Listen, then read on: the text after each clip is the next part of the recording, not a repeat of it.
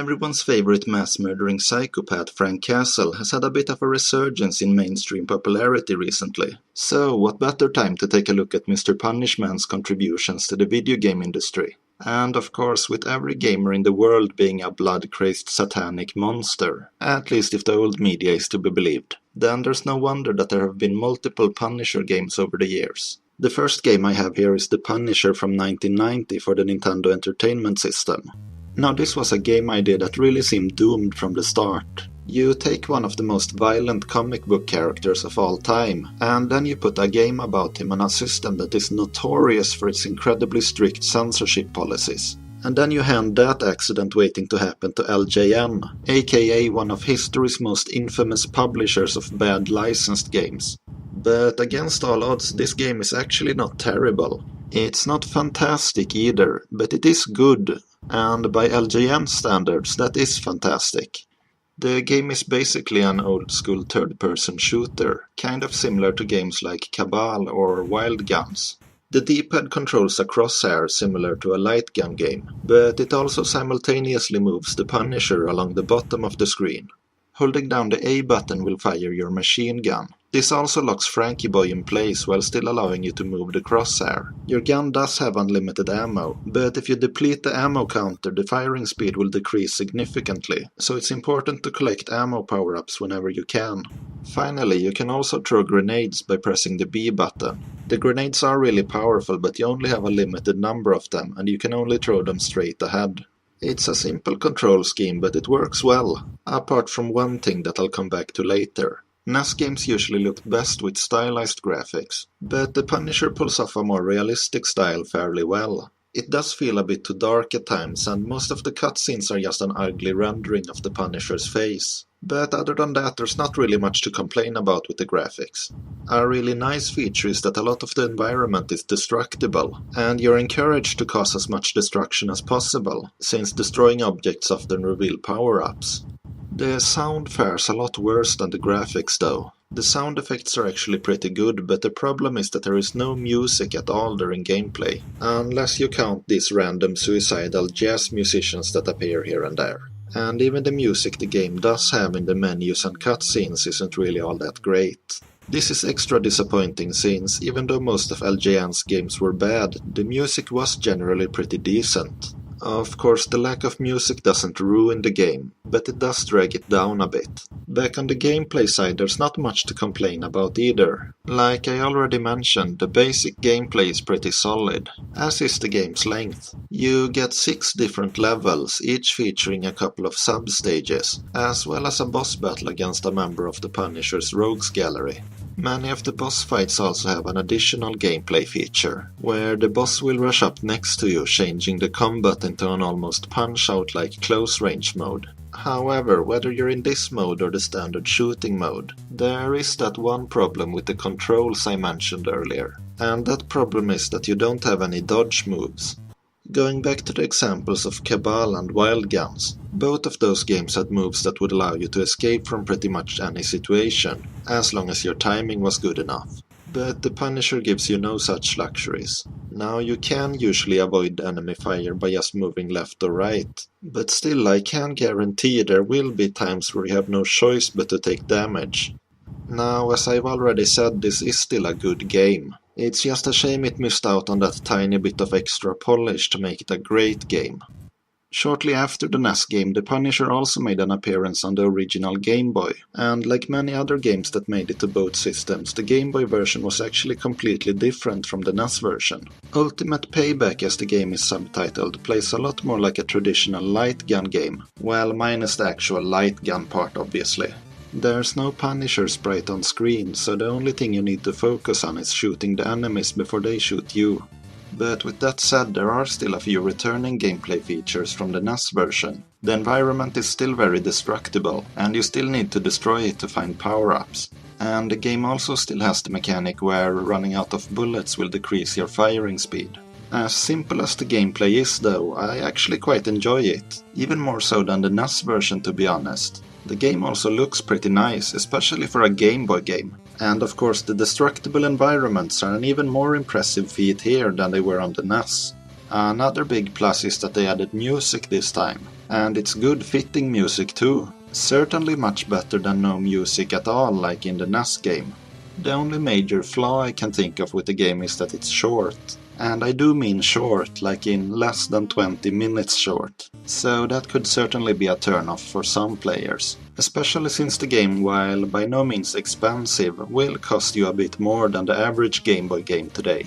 Apparently, LGN were not confident that the Punisher would be able to sell this game on his own merits, since there's a big old advertising for the game's very brief Spider-Man cameo right on the box art. Spidey makes his quick appearance in the first level, asking you to help him with some drug dealers in the mall. As you shoot the dealers, he will sweep down and rescue their hostages. Now, I'm no expert on Marvel canon, but I'm fairly certain that comic book Spider-Man would not invite the Punisher into a crowded mall. Still, I can't deny that it's kind of cool to see a crossover like this in such an early comic book game. In the end, Ultimate Payback is another surprisingly fun game from LGN. Not perfect by any means, but still very playable even to this day. The Punisher's next video game appearance was not another shooter as you might expect, but rather a beat-em-up by Capcom. This here is the Mega Drive version, but like most games of this type, it was originally an arcade game. It's kind of interesting that this one became a Mega Drive exclusive since Capcom mostly prioritized the Super Nintendo at the time. Maybe they just wanted something more to sell to the Sega fans. Or perhaps the still at the time censor-happy Nintendo just didn't want the Punisher's violent shenanigans on the Super Nintendo. But no matter what the reason, it was always nice to see some Sega love from Capcom. Their games on the system like Ghouls and Ghosts or Strider were generally pretty great after all. So what about this game then? Well, for the most part it's what you'd expect from a 90s beat-em-up game. You know, walking from the left to the right, beating up generic thugs along the way, either with your fists or with weapons like knives and baseball bats. But of course the game has a few standout features as well. Being a Punisher game, you of course meet up with a few other Marvel characters, mostly in the form of the game's bosses. But there's also the second player character, which is none other than the S.H.I.E.L.D. bigwig Nick Fury. Both Nick and the Punisher play pretty much the same, but it's a fun guest appearance nonetheless. On the gameplay side, this game mainly has two unique features. The first is a combat roll which allows you to evade enemy attacks. Now this is a standard feature in modern beat-em-ups like Devil May Cry or God of War. But back in the 90s it was rare for a game in the genre to have any form of evasive maneuver at all, much less something as effective as this. The second unique feature is something that ties in a bit more to the Punisher's character. Beat-em-ups, like the name suggests, is mostly about close-range combat, but the Punisher as a character is more famous for using guns. The game makes a compromise here by occasionally throwing in armed enemies, and when this happens your character automatically draws a handgun. The gun is auto-aimed at the closest enemy, so you really only need to mash the attack button and occasionally avoid some enemy fire. You can also find machine guns and Uzis, which work as standard weapon pickups, meaning they can be used even if the enemies on screen are not armed.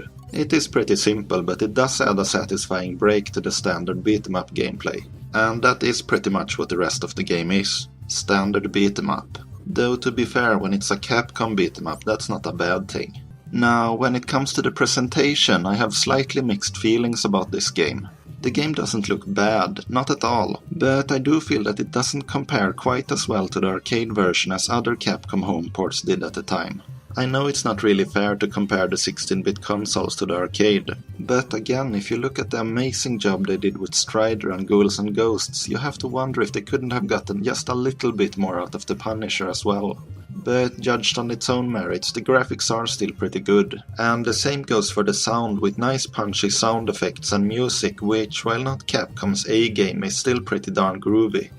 I would say this is a good game that's worth buying despite some minor imperfections, but there is a bit of a caveat to that statement.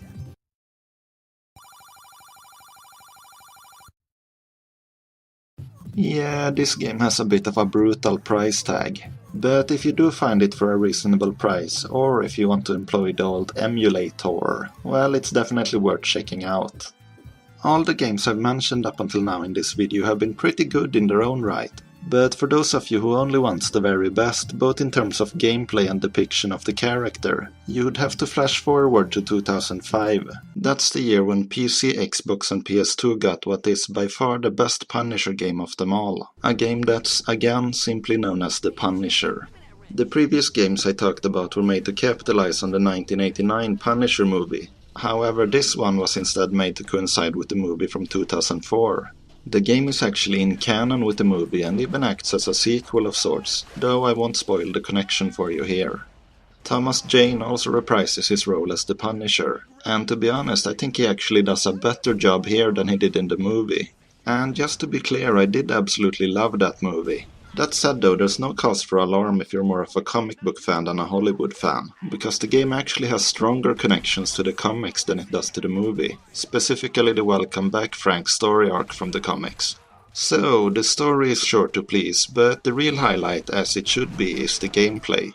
At its core, it's a pretty standard third-person shooter. There's not really any puzzles to solve or any other such extra fluff. Just you and a level full of enemies suffering from a terminal case of being alive in close proximity to the Punisher.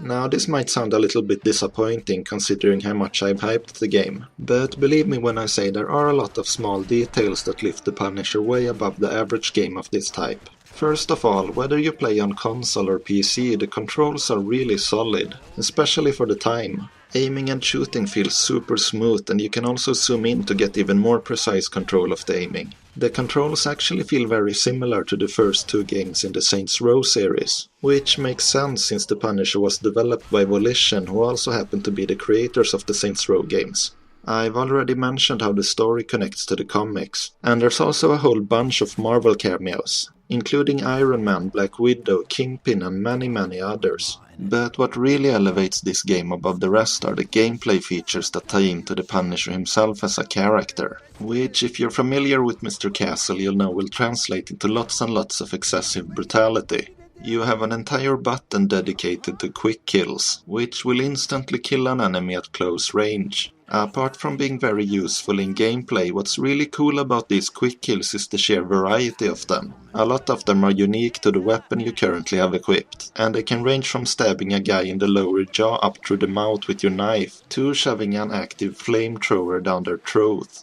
After killing enough enemies, you'll also be able to enter what is known as slaughter mode. This will crank up the brutality of the kills even further, but more importantly, every enemy you dispose of in this mode will recover some of your health, which also happens to be the only way to recover health in the game.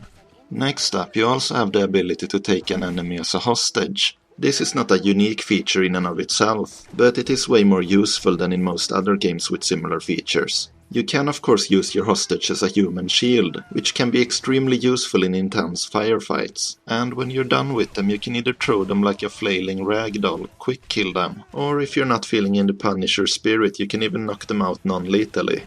But there's also another thing you can do with enemies that you've taken as hostages. Perhaps this game's most unique, and definitely most infamous feature, the interrogations. Any enemy you come across can be pressed for information in a variety of, let's say, less than pleasant ways. By default you can hold them at gunpoint, smash their heads against the floor, choke them or just punch them in the face. But each level also has a variety of special interrogation spots. These includes things like a wood chipper, a pool full of piranha, and a Stark Industries branded laser. In order to complete the interrogation you have to keep a meter balanced using the analog stick or mouse. If the meter's too low you won't get the information, and if it goes too high the enemy will be killed instead.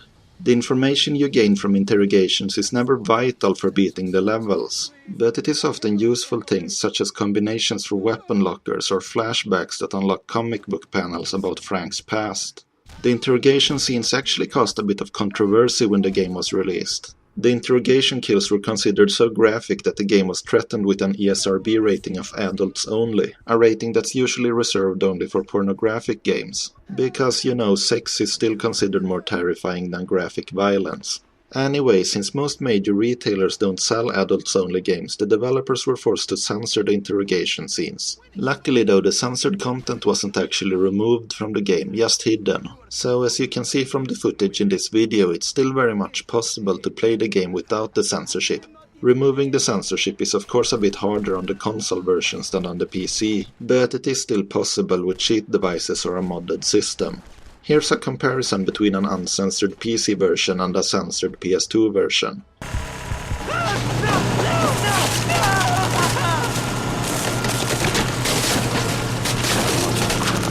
He makes good mulch. Give me a chance. I can help you.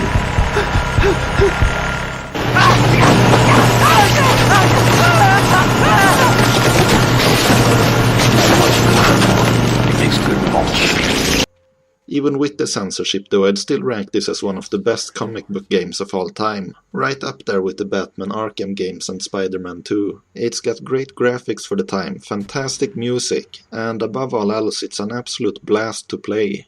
And that's the last Punisher game I have to talk about today. There are actually a couple of other Punisher games. There's a shooter for Amiga and MS-DOS, but that one's extremely expensive and extremely terrible. So the only thing I have to say about it is don't even bother. There was also a multiplayer arena shooter for the PS3 called The Punisher No Mercy. I actually wanted to talk about that one. Sadly though, the developers didn't renew their license with Marvel, which means that the game is now removed from the PlayStation Store. And since this was a digital-only game, it's now impossible to get a hold of it. Well, legally at least. Now, to be fair, the game was absolute garbage, but if you ask me, even the bad games deserve to be preserved. And even though no one's going to be crying themselves to sleep over not being able to play The Punisher No Mercy, there have been other better games that have met the same fate. Outrun HD, Afterburner Climax, The Simpsons, the X-Men and the Turtles arcade games, just to name a few. If all the companies involved could have just worked together to do what's right for the consumer, then they could have made a killing selling these games. Now instead the sales are doomed to die off. But then again, maybe that's a fitting punishment for them.